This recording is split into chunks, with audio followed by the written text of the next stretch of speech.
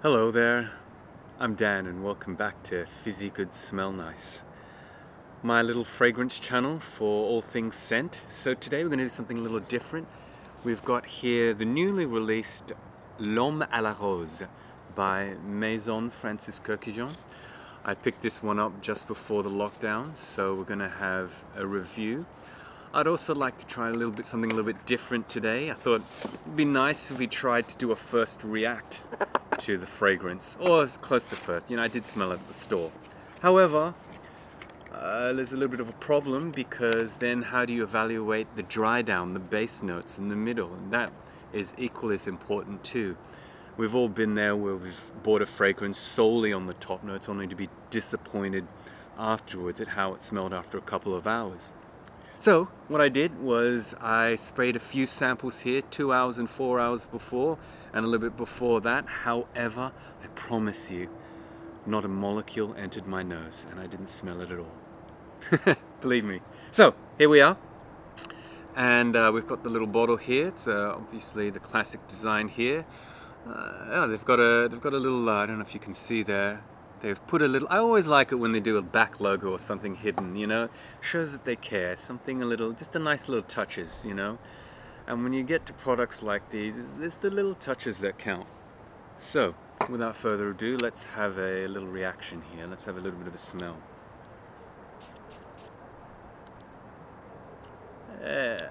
Go on.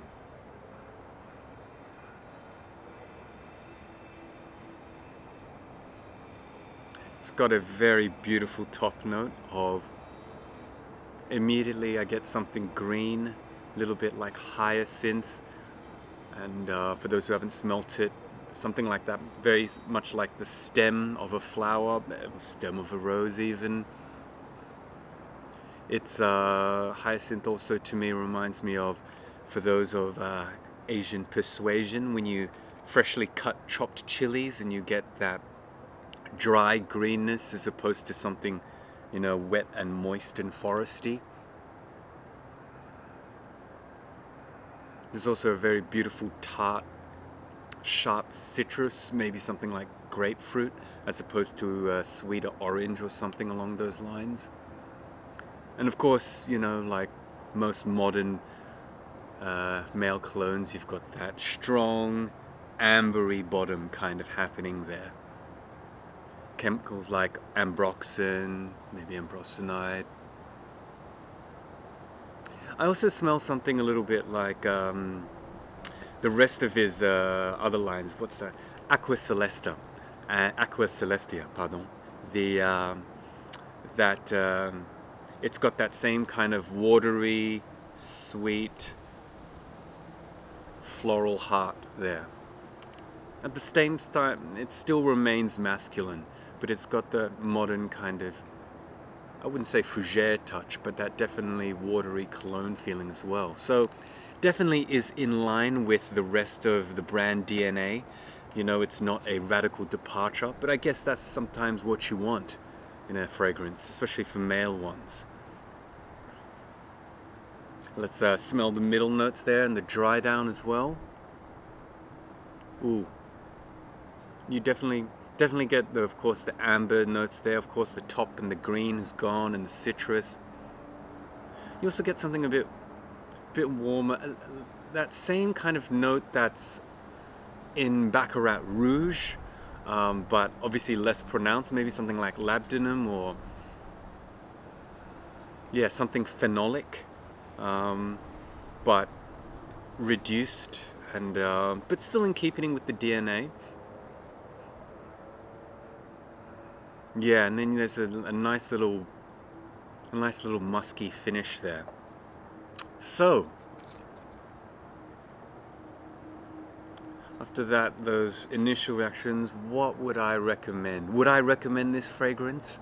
Who would I recommend it to? Well, the short answer is yes, I really like this fragrance. I think just from my initial reaction, I like the little twist at the beginning there. I read somewhere that this fragrance was based on an interpretation of rose, but a the green part of it, le tige, or the stem of it. I would say those rosy notes get more pronounced maybe 1 or 2 hours into the fragrance. Initially you get that nice green citrusy burst, that tartness, which is quite pleasant. It's quite refreshing, you know, when you use that in the morning as you wake up and get ready for work or what have you. Yeah, I think it's quite a beautiful fragrance. You know, in terms of it being groundbreaking or something totally out there, I think it's also important to recognize, you know, when it comes to especially male fragrances or male fashion in general, you know,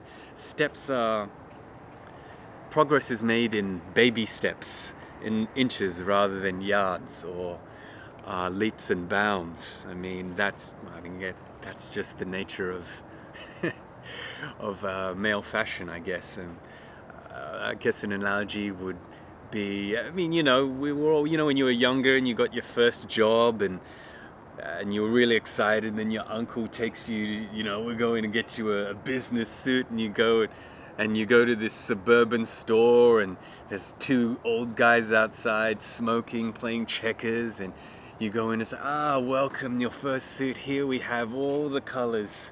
Here we have all the grays.